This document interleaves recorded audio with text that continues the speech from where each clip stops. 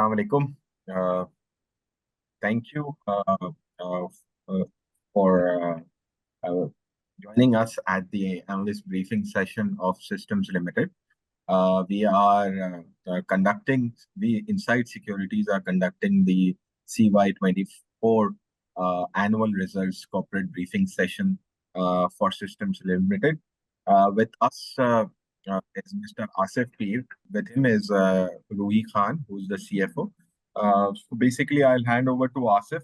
The format will be Asif will be running through a presentation, and towards the end of the session, we will be hosting a few Q&As from the audiences. So, Asif, over to you.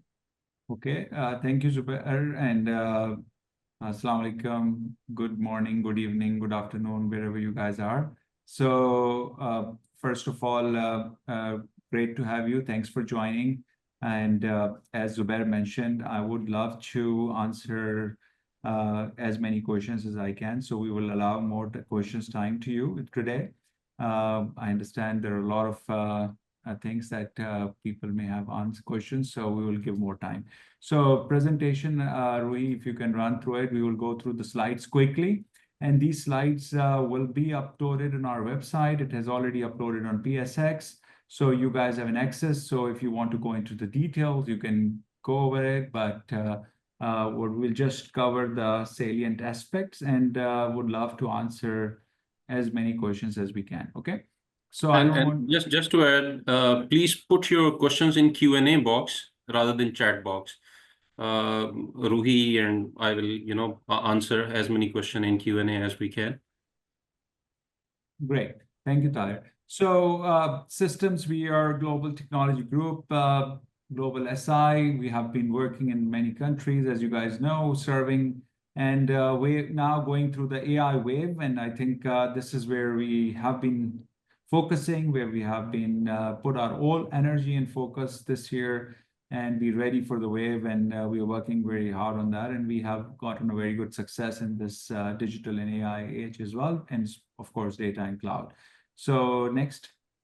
Yeah, I think I would like to highlight, of course, a few things. As you guys can see, your company has shown a great growth trajectory from a top line perspective. We have achieved 27% top line growth, which is instrumental. And as you can see, the path from in 5 years, we are 4 times, which is, I think I'm really proud of my team, leadership team, and the entire team to have 4x growth in 5 years is a phenomenal. And I think we are one of only company in Pakistan who has achieved that kind of a phenomenal growth.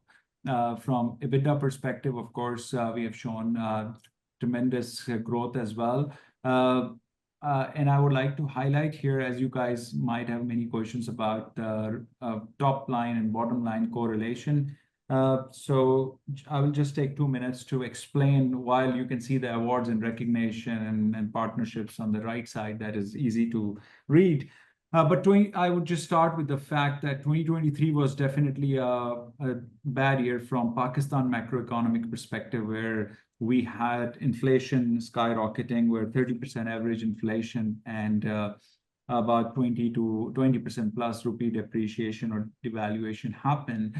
What happens in, of course, when we entered into Jan 2024, when we were doing our planning exercise, we assumed again the 5% historical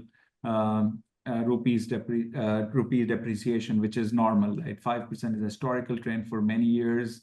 30, 40, whatever years average.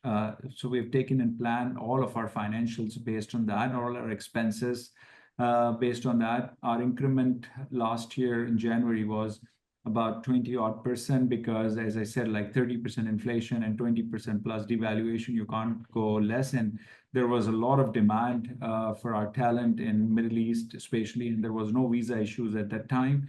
So we had to compensate our people, retain for retention purposes and motivational purposes. So of course, our cost has gone up. And since we planned at 5% depreciation, we were okay from a planning and budgeting perspective. We were very good about that. And we were running very controlled operation. But of course, once the reality hits and rupee started appreciating versus depreciating, and 90% of our dollar-based business, of course, we had to change our strategy. We had planned the bench, we had planned the growth expenses, and you see that top line growth. If we couldn't have done the top line growth, then our margins would have been really squeezed.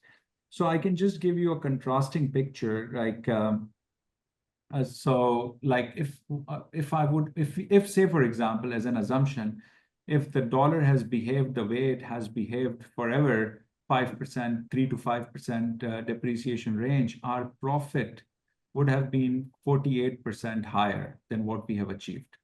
It's a phenomenal number, right? 48% higher than what we have achieved. If the dollar would have remained a constant and not appreciated, we would have achieved at least 10% more on our profit.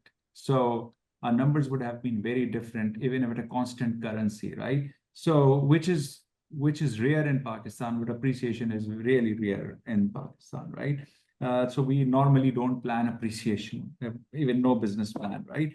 So like you could have seen the planning, our planning was about 50% growth in the profitability versus what we have achieved.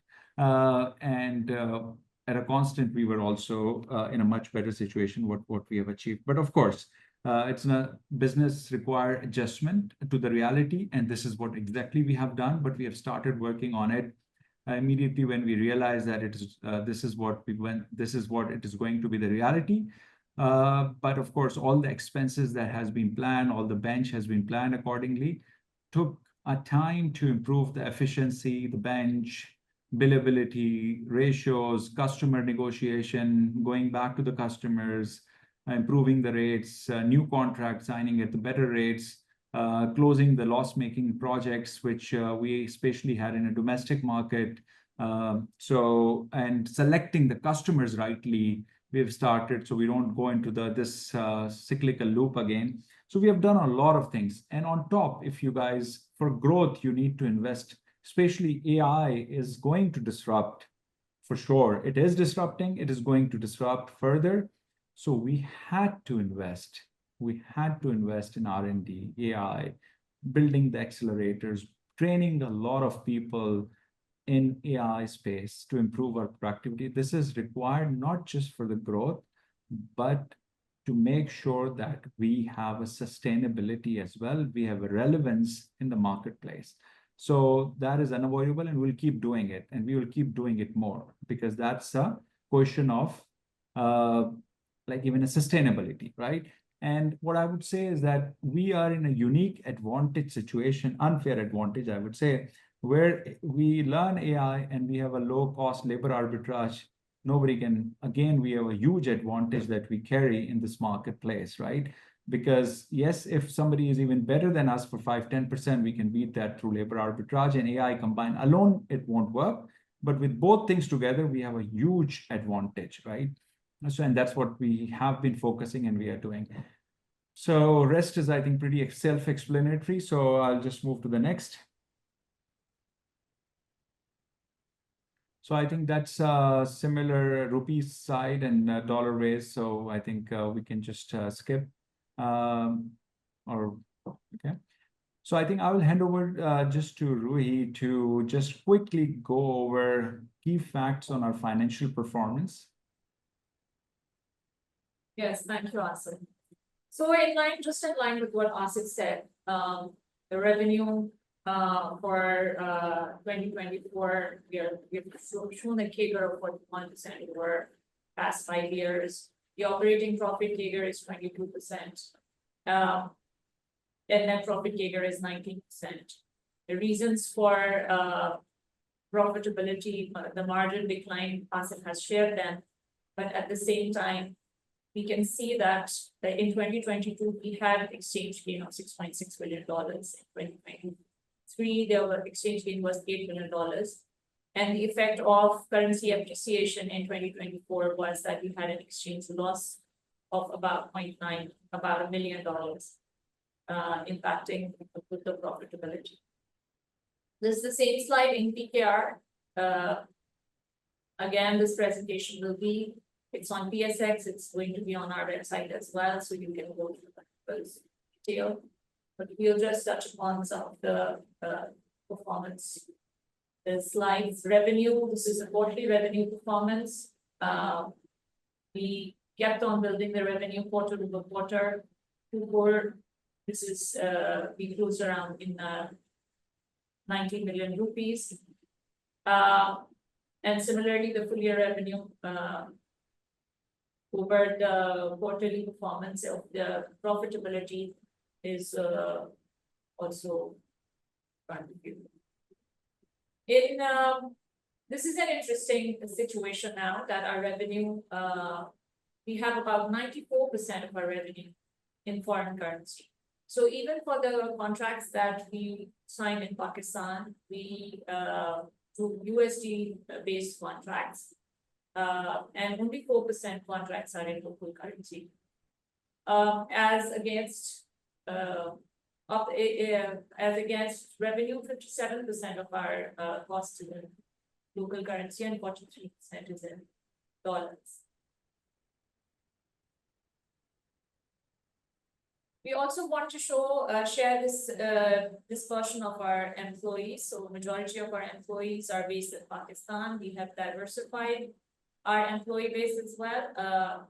We started Egypt Center back in 2022, and Egypt has about 3% of our resources. UAE has about 12% of our resources. So this gives us different centers, development centers for contingency as well.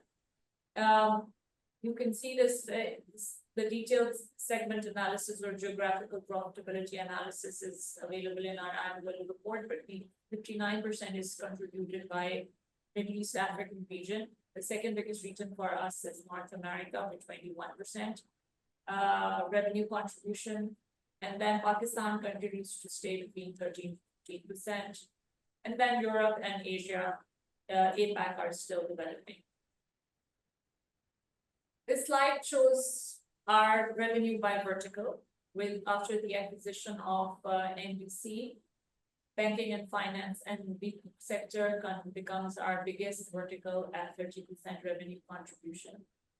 We continue to cross-sell and upsell to customers for both NBC and systems support customers. Then telco, 23% is our second biggest vertical.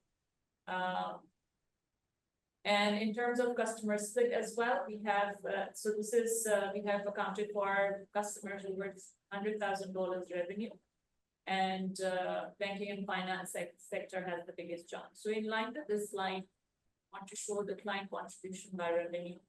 Top 20 customers contribute about 50% of our revenue. The top client is also growing at 16% now. But this slide also reflects our focus on account development, account growth. We have been focusing on growing our customers from one tier to the next. So you can see that a lot of customers have grown from lower tiers to $3 to $5 million. We have now 11 customers. And similarly, our one customer has grown to 25 million plus as well. Asif, would you like to take AI slide? Yeah, I think I will just quickly sum it up. I think, as I said in the beginning as well, what AI is shaping up, most of the customers, everybody wants to do something in AI, right? Most, I would say, greater than 90% of our customers are interested in it, but they usually don't know what they want, right? So most of them again, right? So we have come up with various services like AI as an assessment service. And AI generates like there is of course a myth where we all say that AI will replace this and will reduce people. Yes, there will be a productivity gain, there will be a productivity boost, but it generates a lot of new requirements, right? What does it mean? Like AI doesn't work in isolation. Yeah, you can just simply create an assistant for AI in a heartbeat, but other than that, like if you want to go to advisor and agentic level, you have to have a strong data engineering, and a cloud. it's a strong correlation, and that generates a lot of work for the SIs like us. And that's what we are seeing: data engineering, data work, integrations, migration, cloud transformation.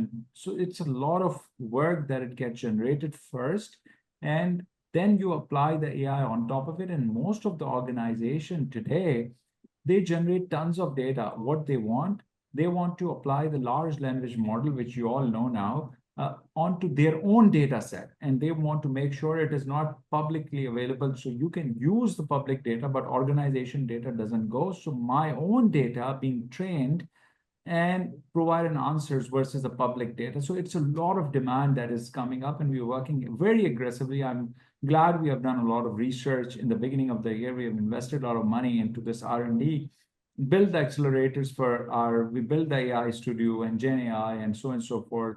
So we have a relevance in the market, but at least have a offering. And now we are developing training all our developers to use AI to improve the efficiency and productivity. And that is going to help in improving our productivity and the cost side as well. And of course, customers will benefit as well, because doing more with less is the key mantra, right? How can you do more with less? And that is key. And that's what we are focusing. So definitely all of these things, if you can see, strategy and leadership is very important. Data readiness, technology and infrastructure, as I said, cloud. And especially now, if you are following Saudi, GCC, Microsoft is opening their own data center. Amazon has announced, Microsoft announced, GCP is already there, Oracle is there. So what is happening? So when they are developing these big data centers and the cloud, it requires a lot of work again to shift from on-prem to cloud. It doesn't happen automatically. So it creates a lot of demand for AI, data, and a cloud transformation work. So that is where we are eyeing on it. We are aligning with our principals, aligning with the customers, because there will be a huge demand peak coming in when the data centers are live. Because right now, Saudi customers and other customers, they are not interested in too much in cloud. They are interested, but they are reluctant because their own data, they don't want to leave the data outside of the country. So the sovereign cloud and the in-country cloud is going to change the game. And then the AI and the data use cases is going to be humongous, because then they will be ready. Right now, they're in on-prem environment. They're not ready to unleash the benefit of the true AI. So I'll just end it here. And of course, operational efficiency, responsible AI, it's all given. And these are the verticals that we are working. I think with AI workforce, verticalization of workforce, building the accelerators, solutions of AI on top of it is the key. And that's what we're really focused. Next. So of course, I think we have been always aligned on the cash flow is king, right? So cash flow, and of course, then the profit, and profit generates cash flow, of course.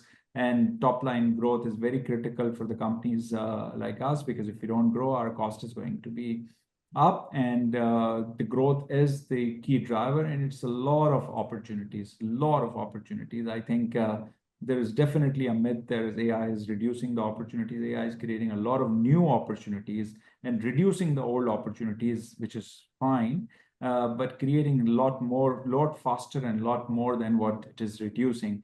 So I think we are very excited coming up with a new offering. It's a really exciting time to pivot, and I'm glad that we have enterprise customers. We have pivoted at the right time, where we focused on enterprise customer. If you look at the ROI, client stratification, now we are moving to the big league of multi-year contracts, large deals. Enterprise customers, we have almost stopped working in this small customer base. So because we want a recurring revenue from all the customers. So we have changed the game. So every customer will be needing the new things. And in the technology world, no matter what the circumstances are, technology is going to be at the top priority, and AI will be the top priority of a lot of CIOs, CDOs, and CXOs.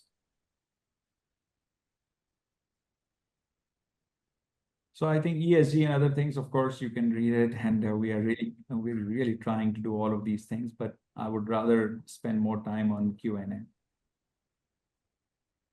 Okay, thank you, Asif. Thank you so much for a detailed presentation on this. I think before we start on the Q&A, there are two main things that I could gather out of your financial performance, which obviously wasn't the bottom line performance wasn't in line with the last few years. And the main two reasons that one could decipher and what you have been flagging out on, one was the talent to retain talent retention, and the other was currency appreciation. Obviously, both are exogenous factors of which the management cannot do much about. But how is the talent situation now with the visa restrictions on most of the Pakistanis in the GCCs, primarily Dubai and elsewhere? How do you see talent retention as a problem going forward, or how has it improved? It has definitely improved talent rotation over last year as we compare exit analysis, and we do turnover analysis very frequently, because this is our business and this is the key for us. So last year, you're right, there was a lot of easy going, and now it's there, but it's difficult, and people are being very selective as well, and it's not easy to go like pick up any jobs, and there are a lot of selective demand as well. So our retention has much improved. We have paid, of course, last year we retained because we paid as well. So people are very well paid off here as well in the company. And also they have an opportunity to go, because from like go abroad, what you ask, like going on as a freelancer and looking for the job, and us sending it to these multiple countries that we have offices, I think they get a better chance to stick to us and go from there. And we have unique option scheme as well, where we provide good upside and good retention tool to our key people, of course, not to all, where we would like to retain through options as well. So I think overall, I'm very, very confident, and its results are showing, numbers are showing that retention is better as compared to what I was seeing in the Q1 of last year. And I see this year it is going to be further improved as well. And we do a lot of employee engagement and other stuff as well, so which is really improving. Currency appreciation, I explained, so I don't want to go into the detail right again. No, so I will start the Q&A with an observation that we did a small analysis on. I think when a few years ago, when System started off its journey in the local market after listing, the US was a primary business driver, and it's heartening to see that Middle East is now, the business is now 3x of the North American business. So the other businesses that Systems has created elsewhere are truly a remarkable achievement, in my opinion, where now Middle East contributes around 59% of the overall revenue, and which was at one point in time, December, North America was 44% in revenue. So this is a remarkable feat. So without going into much praises for you, I think we will take more questions and answers. So to start off with, is Systems looking to expand its customer client base in markets like China, Hong Kong, Japan, and South Korea? If not, why? So I think Tahir is answering, but you can also maybe add on to it. So yeah, we have these markets, we have a lot to achieve. I think it's a myth again that you expand, and then the business will automatically come. I would rather say double down on where there is a lot of opportunities and focus on your key areas, because we are very small. We are a very small company right now, so we have a lot of room to grow in our own markets. And these markets where there is a language issues and so on and so forth, why go right now? Why not? Saudi is untapped right now. With even what you're saying, Zubair, 59%, I still see it's untapped, right? So because it's a lot of opportunities going, and we have built a very strong brand, right? So now we need to cultivate and use that what we have built over the years. So this is the time to reap the benefit of what you have sown. And if you dilute the focus in the HR, we are in people business. If you dilute your focus and just spread too thin, then you don't, and your expenses are out of whack because these new markets doesn't come free. You have to invest first, you have to wait patiently, and then it starts giving you the results. So right now, as I said in the last meeting as well, we are very focused, right? So focus is the key. And I still believe we are very small and we have a lot of room first to mine what we have done, double down on what we have invested. And then, of course, we will find out the right market for us, not every market. Again, I don't want to cut myself thin and where there is a lot of opportunity as a low-hanging fruit available and go for the difficult route. Okay, and another which is quite favorite, I see Ruhi and was answering that, but I think you should dwell upon it. The recent tariff announced by US, it goes into effect post 90 days. Can it impact system in any way? And how would you like to handle the current US tariff? So this is the most popular area these days, so please attend to it. Yeah, I will answer it in multiple ways and give a few minutes my recollection. From a Pakistan perspective overall, and of course from systems perspective.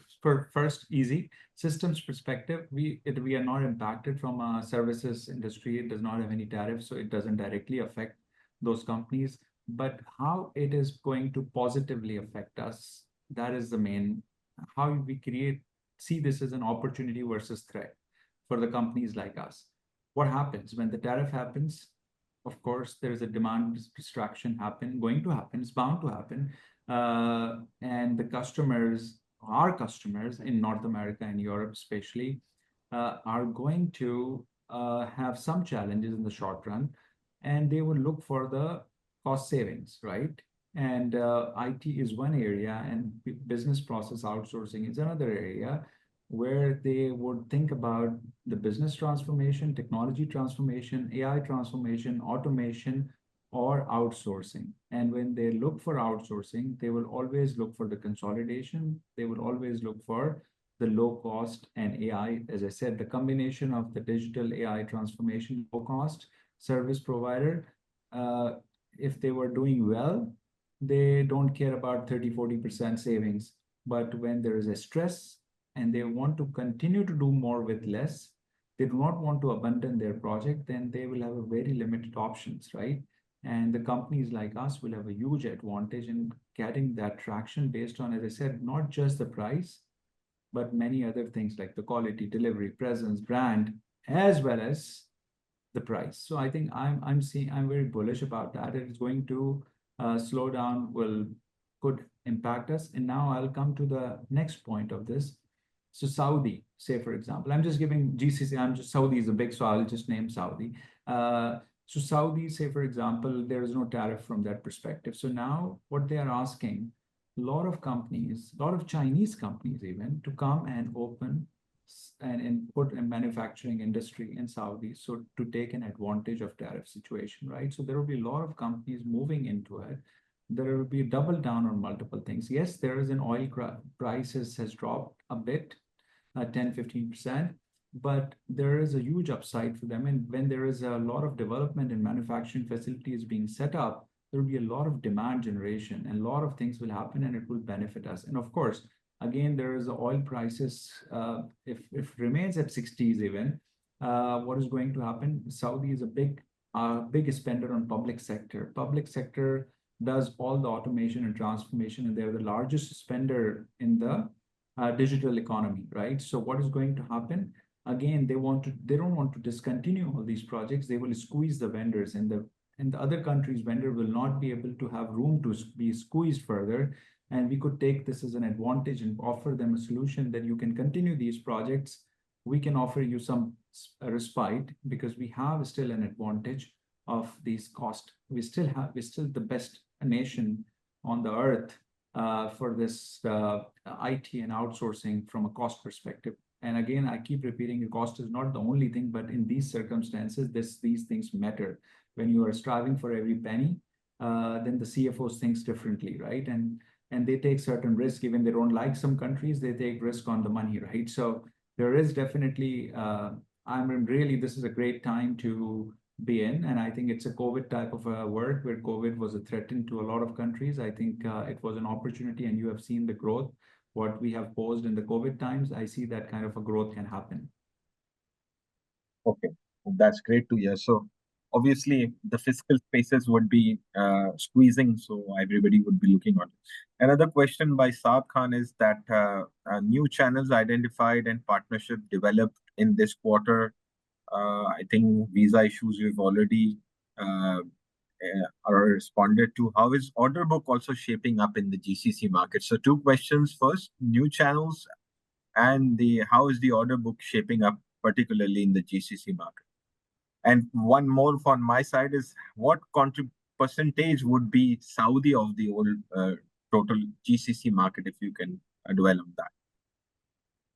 Okay, I will answer all three.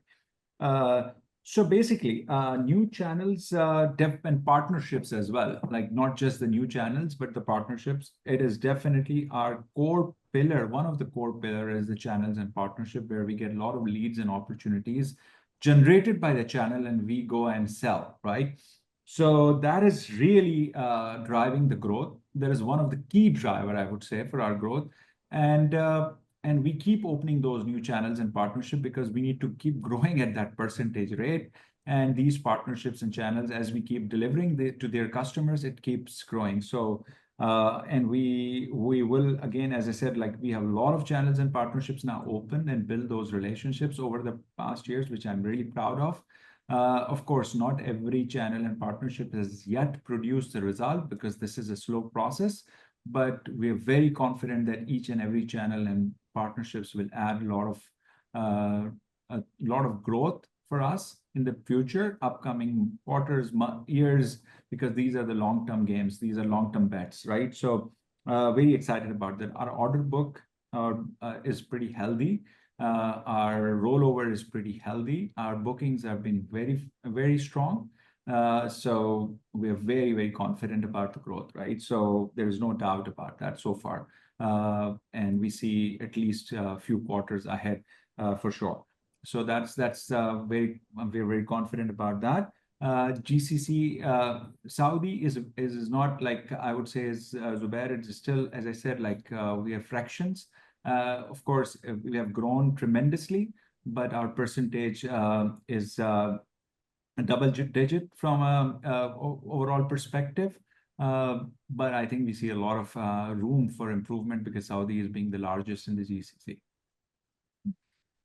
You specifically mentioned in the annual report I was reading that Saudi represents a significant opportunity with the potential to scale 3 to 5x compared to the UAE market. So that's a big statement. It seems like bulk of the focus is there. Of course, I'm not saying this, everyone says that, right? Saudi alone is equal to the entire GCC and multiply by 2, right? So it's every SI, every big consulting firm, that everyone is saying that. It's not my statement only. So it's a huge opportunity. That's what I said, like we are we are new into that market, 2 to 3 years. UAE is like about 10 years type of a journey, where we started 8 to 10 years. So of course, when you are new in the market, it takes a little bit of time, a little bit of space. But I think what we have done in 2 years, no Pakistani company have even done in like 20 years where they are present, right? So we have at least 10 times faster than others. I think there is a relatively higher number of Pakistani diaspora in Saudi compared to the other GCC markets. That's help in selling, or it's not a big advantage?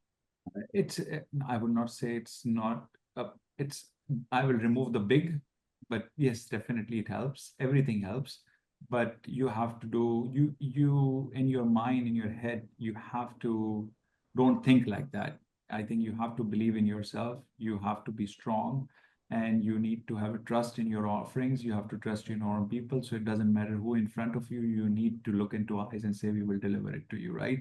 So it doesn't matter who the nationality is. It's really doesn't matter. But of course, it helps. That's the right approach. In which vertical user interface of AI where system sees most opportunity, and in which market? every market, every customer, I think, and every UI, I think everything that is happening in AI is through what Microsoft is coming, SAP is coming, to Google is coming with their tools. Every company, and the big boys, every big shop is coming up with their own things, right? Their own UI for AI. And as an implementation partner, we have to be aligned with all of them, and we have to leverage and use all of them. And I think that's what we have kept our approach, and I'm very excited that we are providing a lot of value to our customers. So I think last year, if I was giving the annual presentation, our AI penetration was almost nothing. Was doing it, but not at that pace. And today I'm very confident. Like, it requires us a year or so, but these things take time. It's not like overnight things as well. Okay. The next question is, I think with Microsoft opening a data center in Saudi Arabia, wouldn't that hurt systems business, given that system currently bridges their data center needs by connecting Saudi with North American data centers? I already said in the beginning that Amazon is opening, Microsoft is opening. It's a huge opportunity for not us, but many. Everyone has to take their share. Everyone has to fight their share, right? Because if they have invested billions of dollars in setting up the data center, they must have done the business case, right? These companies don't do these big investment without the business case. So business cases that these workloads needs to be transferred to the cloud, and these workloads cannot be automatically just by pushing the button will be transferred automatically. And the Microsoft and the Amazon, they are partner-led companies. They don't have their own consulting companies do all of these work. Their partners do the work. And that's what I'm trying to say. It's an opportunity not for us, but all the partners. You just have to have those enterprise customers in your order book. So when they select these cloud, then you can say, go, sir, we know this, we will do this. Okay. I think this is an interesting question. Given the recent tariffs and different countries, it will lead to slightly higher than normal average inflationary period and recession. Given this scenario, to what extent do you think or expect a cut in tech spending by the IT companies in the US? Because obviously the inflation will be hitting hard to the American consumers. One side of the story is the tariff on the rest of the world. The other side of the story is that tariffs need to be absorbed by somebody, be it the companies or be it the American consumer. So do you think, of course, there's more of a macroeconomics question, but But I think, Zubair, if you guys all have looked at our numbers, our percentage is very small. Even like in numbers, we are very tiny in this scheme of things, right? So, so impact is not substantial. Number one, as I said, like when these circumstances hit to the CFOs of the companies, they look for an alternative, right? They don't stop everything. They get more work to think that how do I reduce my cost through technology, right? look for a bargain, right? Not just bargain, but their mind works that how can we transform the operations through digitization and automation and AI. So if there are 100 people doing the job, how can 80 people doing the job so I can save some money? And that saving ever last. It's not when the inflation is over, when this trade war and tariff is done, dust is settled, then whoever the companies who have taken that approach, that are more sustainable. Whoever have taken the short-term approach and reduce and cut all the projects, they will die. So as I say, AI or die or whatever, right? So you just have to think about differently. So it's depending on, few will win, few will lose. So Okay. there will be winners and losers, and we have to think positively that we should be the winners. Next question is from Saad Khan. You have to answer that with a bit of caution. He's asking regarding inorganic growth. Can we expect any acquisition in 2025? Yeah, I think if you ask me and my team, we all are very keen, right, to do not one, many, right? Because this is again very critical for our growth and success story to continue on that growth momentum and path. But again, this conditions are tricky, so we might get a good opportunity. So we have to be constantly looking. And we are building that pipeline. Whether we are lucky and successful in 2025 in doing that time will tell. But keenness and eagerness is like out of the chart right now in the team. And I think in these volatile circumstances, there may be an opportunity, because we can't buy on top always, right? And then just try to absorb and then try to. So we have to look for. That's what we have a department now, like sales department, where we follow the pipeline for acquisition as well. But success, I can't guarantee, because we will not just go and do it for the sake of acquisition. We need to look for a bargain and deal which is aligned to our strategy, give us something unique, or there is an advantage and there is an upside, and long-term upside, not the short-term upside, because we are not those companies where we need to show you guys just the top line and bottom line growth for one quarter. We just want a sustainable growth. And if it is aligned to our strategy, we will do it. I think everybody is quite amazed by what the banking and financial services by revenue is now contributing because of the acquisition that you did a few years ago. So, okay, I think this has been answered, but if you just want to put up a number, that given the weaker US demand, given the weaker US Middle Eastern outlook, do you still foresee the same revenue growth as before, or should we expect a slowdown? If so, what level of growth are you now anticipating? And this is a natural question with the oil prices where they are. You sell in a market which is impacted by LNG prices. You sell in a market that is impacted by oil prices. So quite natural. But I think, Zubair, as I said, like our order book, the backlogs and the bookings, this determines the growth, right? So these things, every company don't stop the project in the middle, because it creates more losses than to restart these projects. So, and I don't see that in, like, so far it is like, as you said, like yesterday the dust was settled, markets were up and things were getting normal. So it's a panic type of situation happened, but I think oil prices went up and things generally will be settled in few weeks. So that's if not in 90 days probably. So it won't be that bad like COVID, but there will be winners and losers.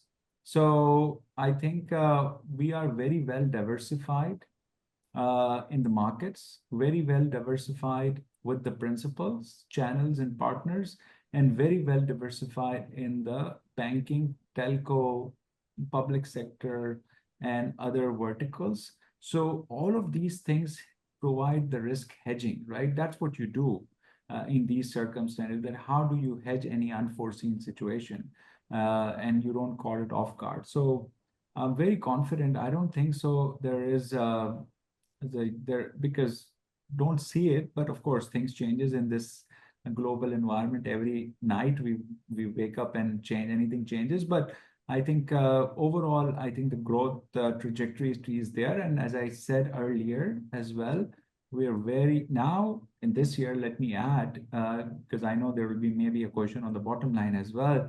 And so last year, as I said, we planned the 5-year 3 to 5% devaluation or depreciation in the currency, because that was natural. This year, we planned it very conservatively. So our expenses and our planning is aligned to the reality.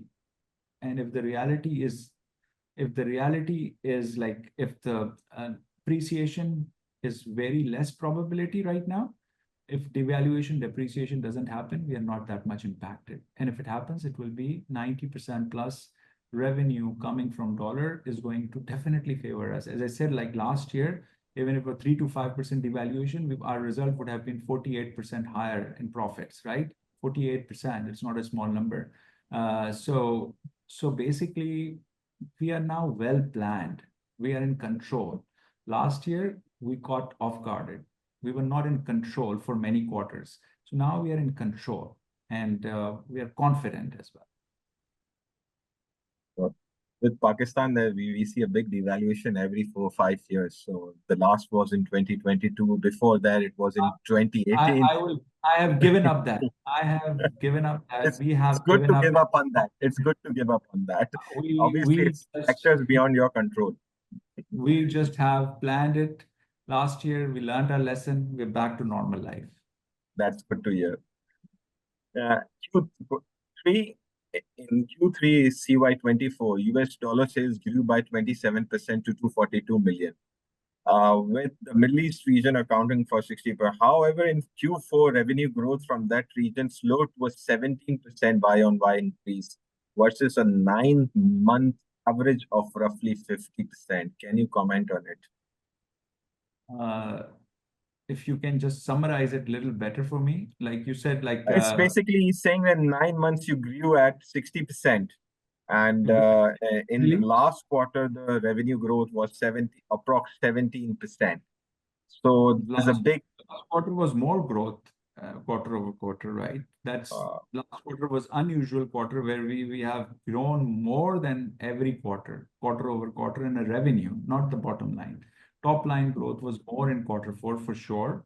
Rui can calculate and share the percentage, but I know it's definitely. You can respond directly to him. I think broadly you have responded. Q4, I know for the fact it's more than every quarter, and it was the highest ever quarter in our history from a top line perspective, right?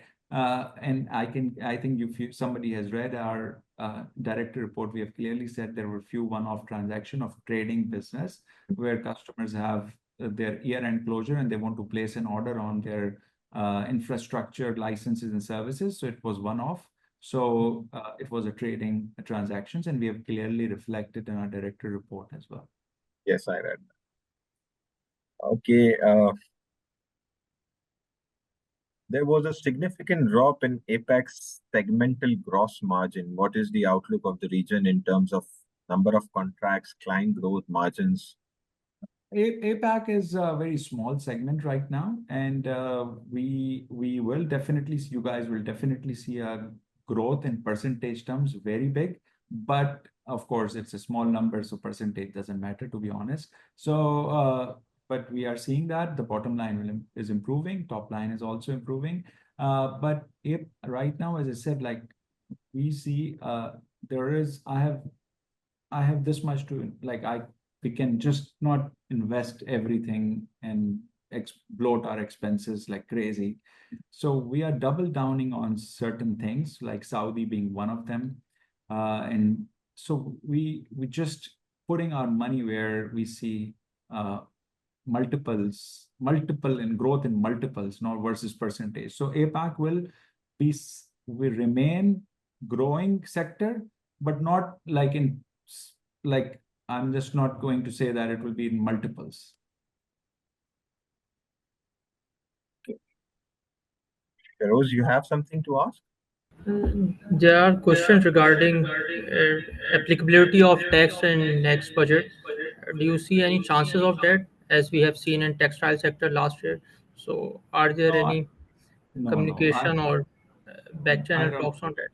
I think almost I would say 0% chance, but you never know. 0.01% 0.0001% probability anything can happen, but there's chance for any taxes on technology sector yet, because we are very.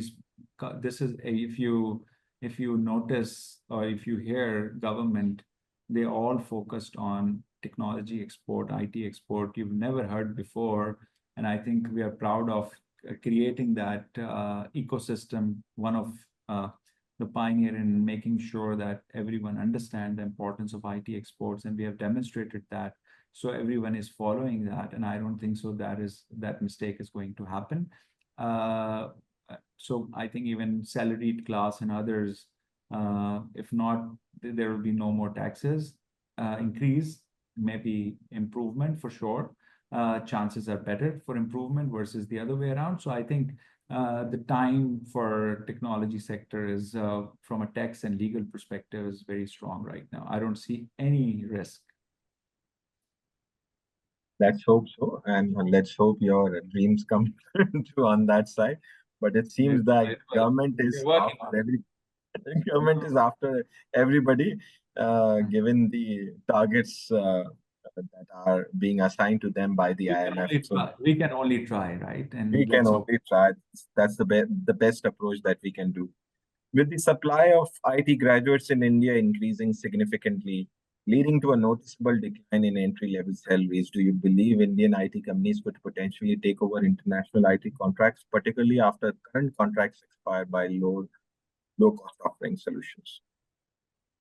But then we are more advantageous, right? If they're low cost, so we would be more low cost, right? We are 30% better. Our currency is like 4x, so 3.5x than theirs. So you can't go wrong. India is a lot of turnover, like small companies, and if since you have started in India, small companies have 50% turnover. Small companies, large companies have anywhere between 18 to 30% turnover. So it's not easy as well over there yet. And we are considered in India, we are considered tiny company, and our size of company is small company, right? In a small company, if our size of the company operates there, it's a 50% turnover. So how can you compete? So we can compete with them very easily because our turnover is better, our rates are better, our references are there now, and we are focused as well. And that's why regional focus helps. I think you can ask the question, of course, why not US and Europe more and more and more and more? Yes, there are bigger markets, they're larger markets, profits are better, but the selling of where we are is easier to in the region, as I said, low-hanging fruit, because Pakistan is favorable to those nations, and versus of course we compete with Indian companies in that part of the world which is dominated by them. So it's you just need to balance, and that's what you rightly said, that our percentage of revenue is increasing, and as I said, it's still nothing. Probably that's the most straightforward question that anybody can ask is, what is the forward EPS guidance for 2025? If you answer this and everything is done. Everything is done. We don't need to do any more analyst briefing then, right? I'm glad You this guy didn't mention his name and Yeah, it's coming as anonymous. our quarter one results are coming, so you guys are the experts in extrapolating. So just wait for a few weeks and a couple of weeks, I would say. It's a couple of weeks left in this month, so you will see that, and then you guys can run your models and extrapolate based on what we do in quarter one. And Asif Saab, please comment on medium-term gross margin targets. Business ROE is very different at 30% margins versus 25% margins. I think margin guidance would be. I think margins are definitely, as I said, whatever we have done and whatever we are doing and how we have planned, I explained that, right? By having a dollar at a constant currency, definitely there is an improvement, right? But I would not comment 30% versus 25%. I think 30% at this rate, like you're talking about 5% improvement or more. It is definitely when you are growing, you are spending, you're investing, and you are having a training of AI to everyone. It's definitely, but with the efficiency, with the productivity, because we know now where we need to hit, I think definitely there is an improvement. We can see subsequent improvement in margins in the coming quarters.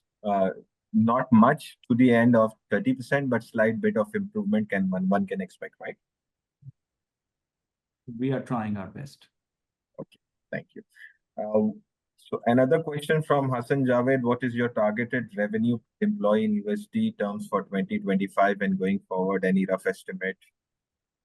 Target employment? Target revenue per employee in US dollar terms. Target revenue is definitely what I would say. Whatever we have done in 2024, we will at least trying to do at least improvement in that, right? Because we are negotiating the rates to a lot of customers. So revenue per employee will definitely improve. That's how the margin is going to be improved as well. And cost. And I think another thing that what we have shared in our director report as well, our fixed cost is not increasing too much with our growth. So we have kept many cost element at a constant rate. So definitely all of this, and since we have done the top line growth last year, we have invested in a lot of top line growth. So all of these things is carrying forward in this year, which is going to help the bottom line only. Okay. Why is system not thinking to invest in data centers similar to what Mari Energy is doing? I think you answered it last time. You said you can provide services, but you will not be putting up data centers, right? That investment is not that is not our cup of tea. Let somebody else do it, and let us help other customers to put their stuff into the data centers and the cloud, on-prem, private cloud, public cloud, hyperscalers. That's what we would love to do, because that's our forte. That's where we have built the tools, technologies. Why put a lot of money on the hardware and the data center, and that is, I don't want to diversify, and focus is the key. So want to focus on what we do well. Are there any plans to diversify further into product development alongside services? Yes, always, right? So that is our foot in the door type of a strategy. So FITD is very important when you have accelerators, templates, product solutions that you take, and then we are doing it. It's normal. It's a part of the business strategy. Otherwise, you don't get FITD. Could you share more about the innovation lab mentioned by your chief operating officer? How does it contribute to the company's overall strategy? I think this is the last one. Yeah, innovation. I think AI Studio, Innovation Garage, we have built, and we are doing a lot of, as I said, we are investing a lot of money, and now we are trying to train all of our developers on this AI and Gen AI stuff, so we can pass on the benefits to our customer, and we create the value creation. I think value creation is the key. In today's world, if we just say that, as I said, if I just say labor arbitrage, I will be just out of the market in 3 months. So we just really need to, we are leveraging this new technologies, AI innovation. We are co-innovating and co-investing with our customers as well. So co-innovation and on the use cases is the key, because we don't know everything. We have to learn from our customer. We need customers to co-innovate with us, so we can train our models, we can test our models, we can deploy our models, and then we can rinse and repeat. Rinse and repeat is the key. So this is only going to happen if you're going to co-invest with us, customers. Co-investment is the key. Okay, I think most of the questions, in fact, all of them have been answered. One last thing that I would like to ask you as an overall strategy direction of the IT exports. We've now lately seen that the last month clocked in at maybe $330 million in IT export and services. If we were to take your view as an industry leader, where do you see this number? Because the government tries to give up different big numbers on what they plan to do. But obviously, one is the government's plan. What is a realistic number that Asif Peer thinks would be Pakistan's IT export can be Pakistan's IT export in CY 25, 26, 27, maybe, where we could end in 2 years? I think with the focus that government is putting, with the focus the companies are putting, and with the opportunity size that is available for Pakistani companies, I think right now we are growing at about 20 to 30% range. I think I think this will continue 20 to 30% growth rate. I don't see that much of a difficulty in doing that, because there are a lot of freelancers coming, a lot of things happening. But beyond that growth, I think it requires a lot of improvement in other things, which I don't think so it's going to hit in 25 and 26, because as a country, we need to do a lot of things from our brand perspective, right? So, and again, our brand in the West needs to be very strong have that more than 30% growth. Exponential growth for the West is very important. whatever you can do in the region is that you can achieve in the 20 to 30% range. So branding, talent development, and focused talent development is the key, which I think, as I said, government is working very closely with the HEC and other institutions, but these things takes time when the talent development, vocational training. So again, it's just my opinion, 20 to 30% is given, but beyond that requires a bit of transformational work on a lot of areas, not just IT. Okay, I think we've taken on more questions, although we've taken almost all the questions. We have a few last 1, 2, 3. I think mostly have been answered. So with that note, I would like to conclude. And thank you so much for again joining us and giving us the opportunity to host the annual corporate briefing session for Systems Limited. To the participants, thank you so much for joining us as well.